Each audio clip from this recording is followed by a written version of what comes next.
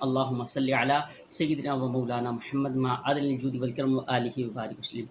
ناظرین، حج مبارک کے پروگرام کے ساتھ آپ کا میزبان صاحبزادہ حافظ محمد علی نقشبندی حاضر خدمت ہے۔ آپ سب کو محبت و برا سلام پیش کرتے ہیں۔ ناظرین، یہ حج کا پروگرام ایک ایسا پروگرام تھا کہ ہم نے کسی بڑی شخصیت کے ساتھ کرنا تھا، اور الحمدللہ آج جن کے پاس ہم موجود ہیں نہ تو تعریف کے محتاج ہیں نہ تعارف کے محتاج ہیں۔ الحمدللہ پورے ورلڈ میں آپ کا ایک نام ہے، ایک اور روحانیت کے حوالے سے دیکھا جائے اور علمی حوالے سے دیکھا جائے آپ ایک الحمدللہ آپ کا ایک اپنا معیار ہے۔ میری مراد پیر طریقت اور رہبر شریعت صاحبزادہ ڈاکٹر ابوالخیر محمد زبیر صاحب دامت برکاتہم العالیہ دامت برکاتہم القدسیہ، آپ نے ہمیں قیمتی وقت عطا فرمایا۔ چلتے ہیں اور گفتگو کا آغاز کرتے ہیں۔ السلام علیکم ورحمۃ اللہ وبرکاتہ۔ وعلیکم السلام ورحمۃ اللہ وبرکاتہ۔ صاحب آپ خیریت سے؟ ٹھیک ہے، کرم ہے مالک کا شکر، اس کا احسان۔ اچھا صاحب، ماشاء اللہ ہمارا چینل جس طرح مذہبی حوالے سے ایکٹیو ہے، اس حوالے سے کیا کہنا چاہیں گے؟ الحمدللہ آپ کا چینل حیدرآباد کے اندر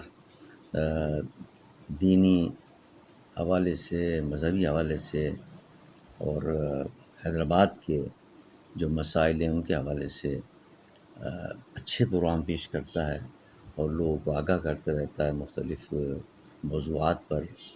ایک بہترین آپ کی کاوش ہے اور کوشش ہے، اللہ تعالیٰ قبول فرمائے اور اس میں برکت عطا فرمائے۔ جزاک اللہ۔ ناظرین، بتاتا چلوں گا الحمدللہ ہمارا چینل جو اتنی کامیابی میں جا رہا ہے وہ سب ان بزرگوں کی دعا ہے، اور یہ دعا کرتے رہتے ہیں بزرگ، اور اللہ رب العزت ہمیں جو ہے ترقیاں عطا فرماتا رہتا ہے۔ حج صاحب، حج مبارک کے حوالے سے کیا کہنا چاہیں گے؟ حج کا مہینہ بھی ہے۔ جہاں حج اسلام نے جو چیزیں مسلمانوں پر فرض کی ہیں، نماز ہے، روزہ ہے، زکوٰۃ ہے، اس میں سے ایک حج بھی مسلمانوں پر فرض ہے، لیکن صاحب استطاعت پر، کہ جو استطاعت رکھتا ہے، آنے جانے کی پیسہ ہے اس کے پاس، اس کے اوپر یہ حج فرض ہے۔ اگر دیکھا جائے تو یہ ایک اللہ کی بہت بڑی نعمت ہے اور تحفہ ہے حضور کی امت کے لیے۔ ظاہر بات ہے کہ بشری تقاضے کے وجہ سے آدمی گناہ تو اس سے سرزد ہو جاتا ہے، انسان بشر ہے، تو رب کو یہ گوارا نہیں ہے کہ اس کے محبوب کے امتی گناہ کر کے جہنم میں جائیں۔ اسے اللہ تعالیٰ نے یہ حج ایک تحفہ ان کو عطا کیا ہے کہ حج پہ آ جاؤ، حج پہ آ کے حج کر لو تو سارے گناہ پچھلے معاف ہو جائیں گے۔ سبحان اللہ، سبحان اللہ۔ حدیث مبارک کے اندر آتا ہے کہ جب انسان حج کرتا ہے، ایسا حج کہ جس کے اندر لڑائی جھگڑا نہ ہو، کوئی فسق و فجور نہ ہو، عمدہ حج ہو، تو وہ حدیث میں آتا ہے اس طرح وہ پاک ہوتا ہے جس طرح ماں کی پیٹ سے آج پیدا ہوا۔ سبحان اللہ۔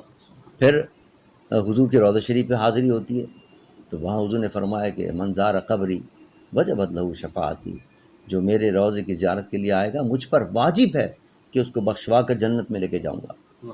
اب ظاہر بات ہے حضور پر تو کوئی چیز واجب نہیں ہے، لیکن وجبت کا لفظ لا کر اس کی اہمیت بتانا مقصود ہے، اور یہ بتانا مقصود ہے کہ لازمی طور پر میں اس کو سفارش کروں گا اور اس کو سفارش کر کے اس کے گناہوں کی بخشش کروا کر اس کو میں جنت میں لے کے جاؤں گا۔ تو یوں سمجھ لیے کہ ایک اللہ کی طرف سے ایک انعام ہے امت مسلمہ کے لیے کہ وہ گناہ کرتے ہیں تو وہ چلے جائیں وہاں جا کر حرمین شریفین میں حاجی دیں گے، ادھر حج کریں گے، ادھر حضور کے روضہ شریف پہ حاجی دیں گے، جب وہ گھر آئیں گے تو انشاءاللہ گناہوں سے پاک ہو چکے ہوں گے بالکل۔ یہ تو ایک اس کا فائدہ ہے، کیا نام ہے، آخرت کے لحاظ سے، لیکن دنیاوی لحاظ سے بھی اس کے بڑے فوائد ہیں۔ اور اس کے اندر اگر آپ دیکھیں تو ایک امت مسلمہ کو ایک پیغام دیا جاتا ہے، کئی پیغام ہیں اس کے اندر۔ سب سے پہلا بڑا پیغام، جو سب سے اہم پیغام ہے، وہ یہ دیا جا رہا ہے کہ دیکھو وہاں مختلف نسل کے لوگ آتے ہیں، مختلف علاقوں سے آتے ہیں، مختلف شہروں سے، ملکوں سے آتے ہیں، مختلف زبانیں بولنے والے آتے ہیں، مختلف ثقافت رکھنے والے آتے ہیں، لیکن سب عرفات کے میدان میں، مزدلفے کے میدان میں ایک ہی لباس میں ہوتے ہیں، سبحان اللہ۔ اور ایک ہی زبان پر کلمہ جاری ہوتا ہے۔ زبان بھی ساری ختم ہے، ثقافتیں ساری ختم ہیں، لباس سارے ختم ہیں، ایک لباس ہے، ایک جیسا لباس ہے، ایک زبان پر ایک ہی کلمہ جاری ہے، لبیک اللہم لبیک لبیک لا شریک لک لبیک ان الحمد والنعمت لک والملک لا شریک لک۔ یہ سبق ہے امت مسلمہ کے لیے کہ دیکھو تم آپس کے اندر اپنے زبانوں کے لحاظ سے، ثقافت کے لحاظ سے، یہ تو ایک تمہارے تعارف کے لیے ہم نے دیے زبانیں، اس کی وجہ سے اپنے اندر اختلاف پیدا نہ کرنا، انتشار پیدا نہ کرنا، ان تعارف والی چیزوں کو نفرت کی جگہ نہ بنا لینا، بلکہ تم ایک ہو کر رہنا۔ جو مسلمان ہو گیا، جس نے کلمہ پڑھ لیا، خواہ وہ کسی زبان سے تعلق رکھتا ہو، کوئی زبان بولنے والا ہو، کسی ثقافت سے تعلق رکھتا ہو، وہ سب ایک بھائی بھائی ہیں۔ تمام ایک امت مسلمہ جو ہے واحدہ ہے، ایک بھائی کی طرح، ایک آپس میں بھائی بھائی ہیں، جیسا ایک دوسرے کے ساتھ ہم بھائیوں کے اندر رشتہ داری کے اندر ایک دوسرے کے ساتھ تعاون کرتے ہیں، محبت کا سلوک کرتے ہیں، اس کے دکھ اور درد میں شریک ہوتے ہیں. یہ سبق ہے کہ تم پوری دنیا کے اندر جہاں جہاں مسلمان ہیں وہ بھائی بھائی ہیں، ایک دوسرے کے دکھ میں شریک ہو، اس کے ایک دوسرے کے درد میں شریک ہو، اختلاف نہ کرو. مل کے رہو گے تو دشمن بھاری رہو گے، واہ، اور اگر تم مل کر نہیں رہے تو دشمن تم آپ حاوی ہو جائے گا. قرآن پاک میں اللہ نے صاف فرمایا وَاعْتَصِمُوا بِحَبْلِ اللَّهِ جَمِيعًا وَلَا تَفَرَّقُوا. دیکھو ایک رسی کو مضبوطی سے پکڑ کے ایک ہو جاؤ. اور میرے آقا سرور دو جہاں صلی اللہ علیہ وسلم نے فرمایا کہ مسلمان جو ہے وہ تو ایک جسم کی مانند ہے.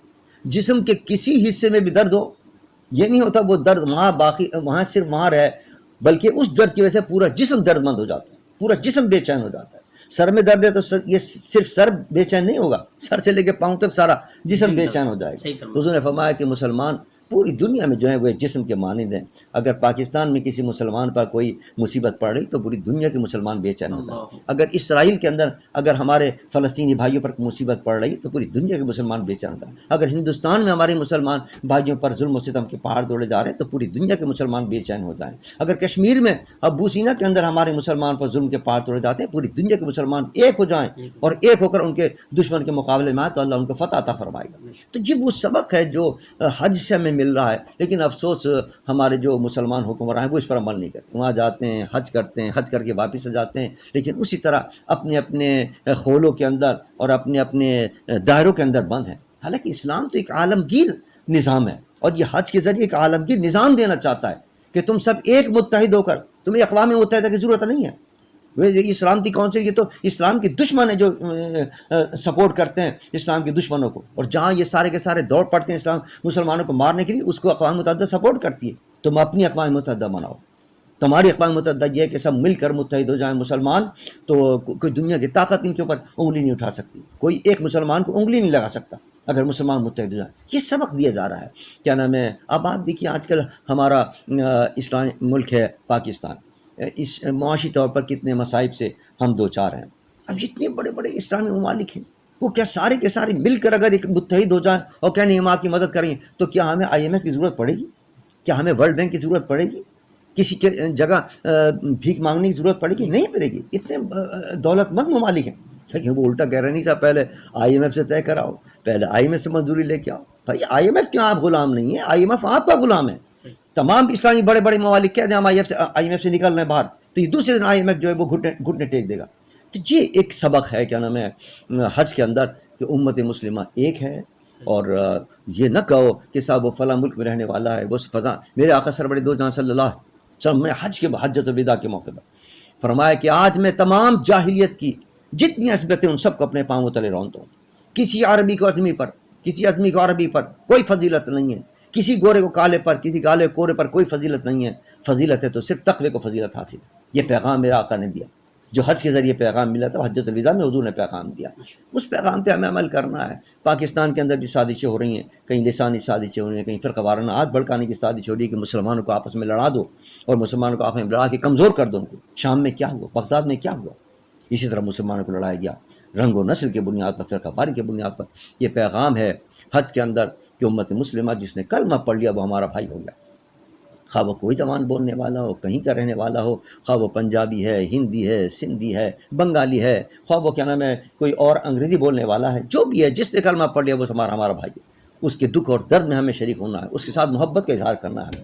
تو انشاءاللہ اگر اس جو روح ہے اس کی کیا نام ہے حج کی، اس روح پر اگر امت مسلم عمل کرے تو مجھے امید ہے کہ انشاءاللہ یہ بام عروج پر پہنچے گی اور دنیا کی پورے عالم کی قیادت کرے گی امت. بہت شکریہ حضرت صاحب، جزاک اللہ. صاحب جو حج پہ گئے ہیں ان کے لیے ایک آخری میں کوئی خوبصورت سا کوئی پیغام، ان کے لیے کوئی خوبصورت سا ایک شارٹ پیغام دے دیجیے. دیکھیے حج کے لیے جو میں نے حدیث آپ کو سنائی اس میں یہ ہے کہ ایک تو فسق و فجور سے بچے، گناہوں سے اپنے آپ کو بچانے کی کوشش کرے. بالخصوص لڑائی کا خاص طور پہ ذکر آیا، یعنی شیطان غصہ دلاتا ہے. وہ اس لیے غصہ دلاتا ہے کہ تھوڑا سا لڑائی جھگڑا ہو جائے تو حج کا ثواب ختم ہو جائے گا.